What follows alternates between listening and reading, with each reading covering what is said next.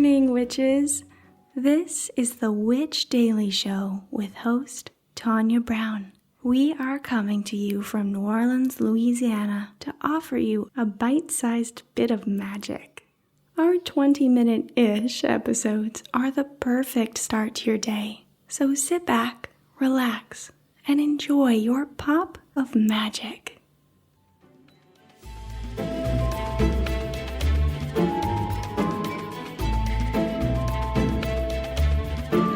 Good morning. It is April 5th, 2021. It is Monday. I am Tanya, and this is the Witch Daily Show.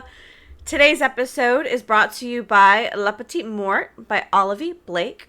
So, let's get your day going with a little magic. This week's episodes were written and recorded the weekend of April 3rd. So, our quote of the day is, "Develop a passion for learning. If you do, you will never cease to grow," by Anthony D'Angelo. So this week, I thought we could do something a little fun and different with our tea segment. I thought it would be really cool if we found different ways to use tea, apart from just the regular drinking of it. Something I've been doing this week, which has been a lot of fun, is I've been cold brewing my teas in oat milk, or I guess you can use whichever milk you prefer. I prefer oat milk. But what I've been doing is I have a little jar, and I've been putting about a teaspoon, or maybe 2 teaspoons, into the jar of tea, and then filling it with oat milk and letting it steep in the fridge overnight. And oh my gosh, it is a blast. So far, I've done it with last season's orange besom, because it's like a chocolate orange. So having that chocolate orange milk is really good. I think we still have some orange besom left on the website. So if you want to grab that, check it out. It is on sale. I also did it with Flower Moon, our Earl Grey that's out right now for this season. And that was lovely. And I can't wait. My next experiment, I'm going to try it with Seance from last Halloween. So, yeah, it's really fun. So it kind of inspired me to be like, okay, what else can we do with this tea besides drink it? So I pulled up a really fun list. This is from Better Homes and Gardens, and it's surprising things to do with tea. So, yeah, I'm really excited. So let's go through this. 1, you can make chocolate bark. Jaw-dropping homemade candy is as easy as 1-2 tea. Just melt a blend of bittersweet and semi-sweet chocolate. Sprinkle sea salt and herbal tea leaves. Then allow the dessert to harden into luxurious chocolate bars. I never would have thought to do that. So that's a really fun one. Let's see what else. You can flavor jam or jelly.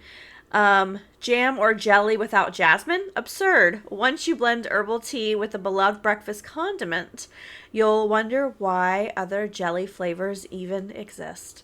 So we'll do some more over the next week. But yeah, just more fun ways to use tea. I kind of love the idea of the bark. Like, that's really fun.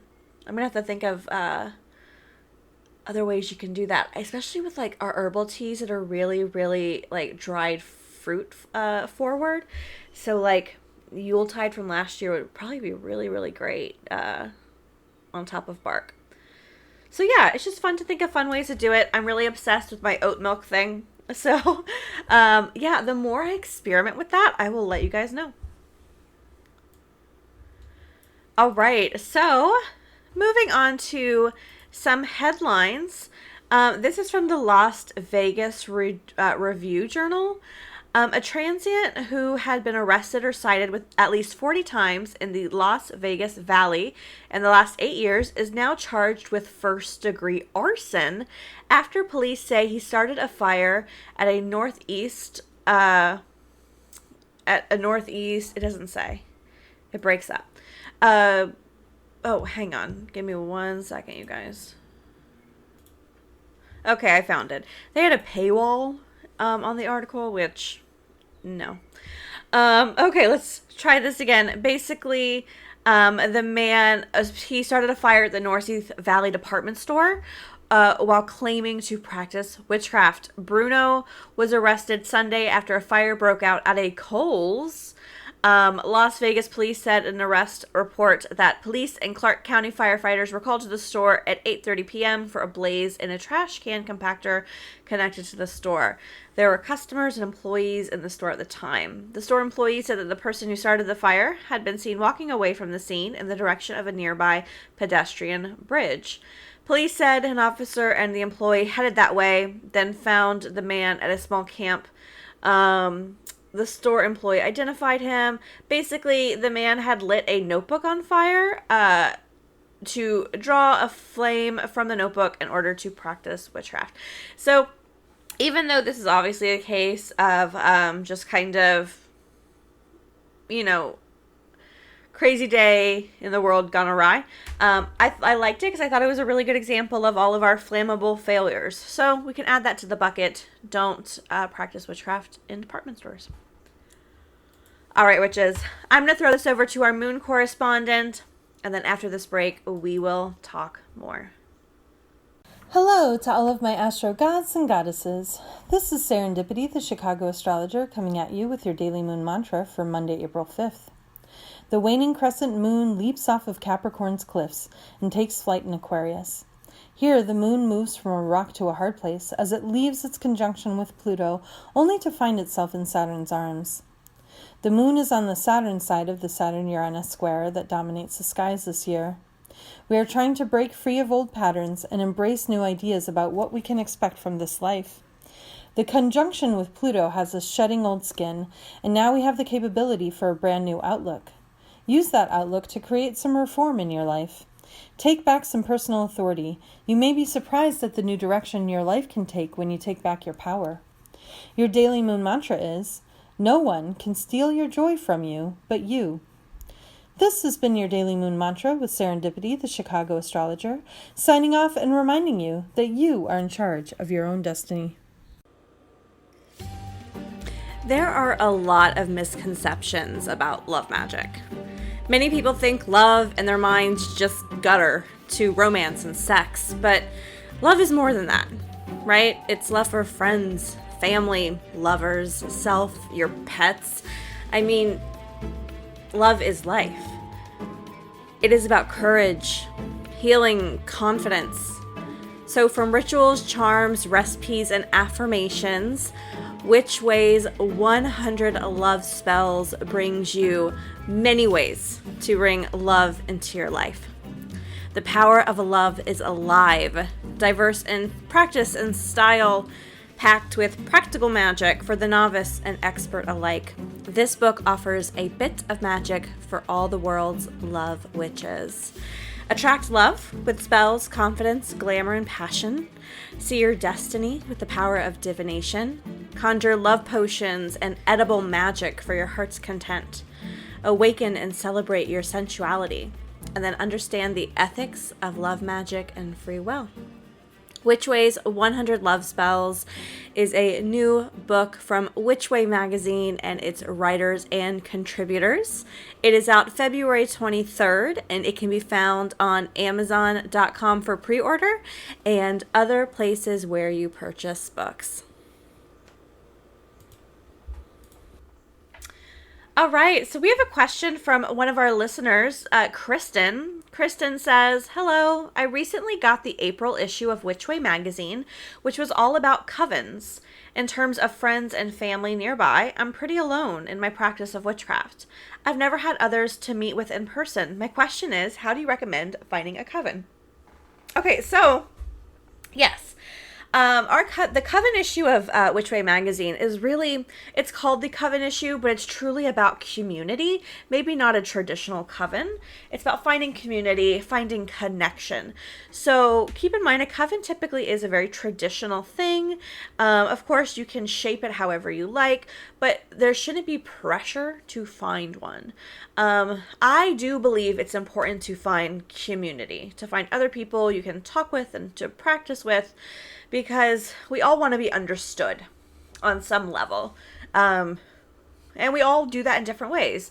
We have friends who understand our job. We have friends who understand our religion. We have friends who understand our love for horror movies. Like, it's just important to find people to connect with in various ways, in my opinion. So there are a few different ways you can go about finding other witchy friends. Of course, COVID permitting. So one way, if you're new to a town, always look for a UU church, a Universalist Unitarian church. Every UU church I've ever been to has had some connection to some witchy events, right? So that can be a really nice way.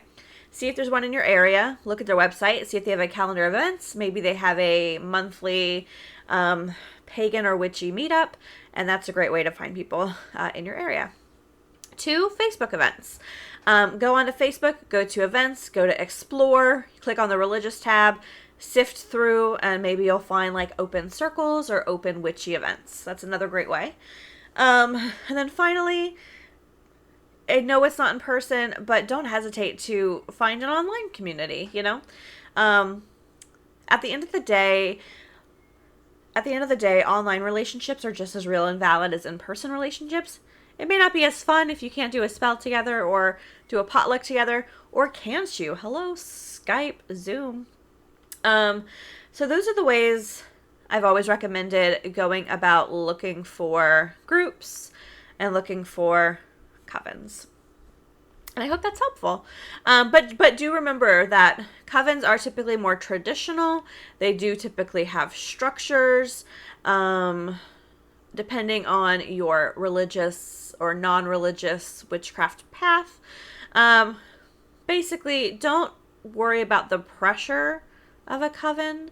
It's okay to just find friends who are witchy who you can talk to. And then maybe eventually down the line, if you feel like you want to make those commitments to each other, then a coven could be like a nice option. But thank you so much for writing in, Kristen. I did get your other question, but I'm going to outsource it to somebody who is more knowledgeable. So I hopefully will get that back to you next week. All right, so we have a witch fail. This comes to us from a listener, Anna. Anna says, during the holiday season, I was making witch balls for my friends and myself for the upcoming year. For those who don't know, a witch ball is typically a plastic or glass ball. Think of like a big ornament filled with like ingredients anchored to some intention. So they're really great for the holidays because they look like ornaments. So you can go to the store, get those big plastic ornaments, fill them with stuff, tie them with a nice ribbon, hang them outside your door, and it's like a really nice little thing. So that's what, for those who don't know what a witch ball is. She says, I wanted to include cinnamon sticks and couldn't find them at the store. I finally found them in a large clear container and bought them. My husband thought they were candies and chewed on a cinnamon stick and spit it out. I laughed so hard. Now I put kitchen witch supplies away in a separate cabinet. Oh my gosh, you thought the cinnamon sticks were candy? That's crazy. Well, I mean, they're still delicious. They're still delicious. So you know what? They can be candy. I'm going to say he's not wrong. But that's really fun. Yeah, definitely. If you have some edible witch supplies that you don't want people eating, maybe label them as such or put them in a separate cabinet or whatever. Speaking of, I don't know why this reminded me of this. I had such a nice little outing Friday night, and basically a friend of mine messaged and she's like, hey, you want to go grab a drink at this hotel bar? And like, I'm like, okay, I love a hotel bar. So I was like, yeah, okay. And it's a place I'd never been, really close to where I live. So we went over there and it was the coolest thing, you guys. It was the most witchy, gothic, Victorian little place I'd ever seen. It had like very gothic furniture, red lights. There was a goat head like anchored to the wall. It was really cool. Anyways, that has nothing to do with anything. I just thought about it and wanted to share. So I'll probably add it to the New Orleans recommendations list on the group. All right, so we do have a little magic today. We're going to be talking about the magic of hyssop, the herb, the flower. This comes to us from the April 2021 issue of Witch Way magazine, and it was written by Tiana Sisela. So hyssop is one of those herbs you only see mentioned in specific communities, namely those influenced by hoodoo or those who have access to herbs of Southern American states. So kind of Southern American folk magic. Hyssop is nonetheless valuable and deserves a treasured place among those who work with herbs in both mundane and magical ways. Hyssop is an evergreen and compact. It's a bushy perennial, surprisingly native to southern Europe and Asia, though it has been naturalized throughout North America. In modern day, it can be easily grown in pots. It is a member of the mint family, and its Latin name is Hyssopus officinalis. Why we try to say these Latin words, I do not know. It is known for its aromatic leaves and flowers. It has a sweet scent and a warm, bitter taste. In mundane spaces, it can be used sparingly as a spice for its unique flavor, or more commonly in beverages or folk medicine. Often used in teas, tinctures, liqueurs, and syrups, hyssop was often made into a strong tea and sweetened with honey to treat nose, throat, and lung conditions. It functions as a cough suppressant. It can help treat upper respiratory infections and aids in digestion. It is also sometimes applied externally to bruises. In more modern times, it has been used to flavor meats, salads, desserts, liqueurs like absinthe. So magically, hyssop has a long folkloric history in ancient Europe and is often hung in homes for protection. One can even find a line in the Bible that reads, "Purge me with hyssop and I shall be clean." Psalm 51. It is considered a holy herb and was used to consecrate and purify holy places for thousands of years. It may be used for cleansing, purification, healing, relieving depression, or hung in the home to clear any negative energy. Tiana says that she finds hyssop to be a lovely addition to healing and purifying bath teas and purification rituals for the home, and wonderfully fragrant to hang in the home for protection. It is also wonderful to use in syrup or honey infusion, which can be added to herbal teas for internal purification and healing. Although it is commonly used for thousands of years, it can be quite expensive to purchase if you don't grow it yourself, especially hyssop essential oils or infused oils. So, if you plan to use hyssop for any magical workings, it is invaluable for any kind of healing, protection, or purification, and she recommends growing it yourself to keep costs effective. Tiana Sisla lives in sunny Southern California, where she works as a writer and content strategist. In her spare time, she acts in indie films and watches too much TV. Same. She's also the founder of the natural beauty and lifestyle Instagram, Green Beauty Glamours, co-founder of the Witchy podcast, The Christian and the Witch, and founder of the Astrology podcast and the Astrology Witch podcast. All right, so we are wrapping up this episode of the Witch Daily Show. I do want to give some shout outs. First, Lisa McGinnis. Lisa, you rule-breaking, graceful leprechaun. I also want to give a shout out to listener Casey O. Casey, you rule-breaking, glowing vampire slayer. And then finally, Aaron Bullock. Aaron, you starry-eyed, insidious sunfish. Thank you three so much for being Patreon supporters. I really, really appreciate it. And we do have a card pull, and we're going to talk about a giveaway. So, real quick, our card pull today from the Dreamscape Oracle is the horn. So, the maiden holds a horn from a ram between her arms. Rays from the sun radiate behind her. Many cultures associate blowing from a ram's horn with many events and traditions throughout generations. The sound heralds the arrival of the new moon, of victory, and of significant change. For those who receive the call, there could be a new phase of their journey approaching. Perhaps an obstacle they have been facing will be conquered or surpassed. It brings a strong message. Do not ignore it. What will it advise you to do? So if you pull the horn card, its meaning is to rise to meet a challenge. Something new is on the horizon for you. All right, witches. So we do have a giveaway announcement. I am giving away a copy of Teen Magic, the new book by Fiona Horn. I ordered myself a copy, and I ordered you guys a copy. So to enter, simply go to our website, go to our contact page, send us a question of the day, a witch fail, a little magic, or a follow-up, and you'll be entered to win. Or a witch win, whatever. And yeah, so I'll announce the winner next Monday. And that's all I've got for you guys today. Don't forget any books, decks, headlines, sources, or anything else we've referenced can be found in the podcast episode description. I hope you guys have a great day, and we will talk again tomorrow.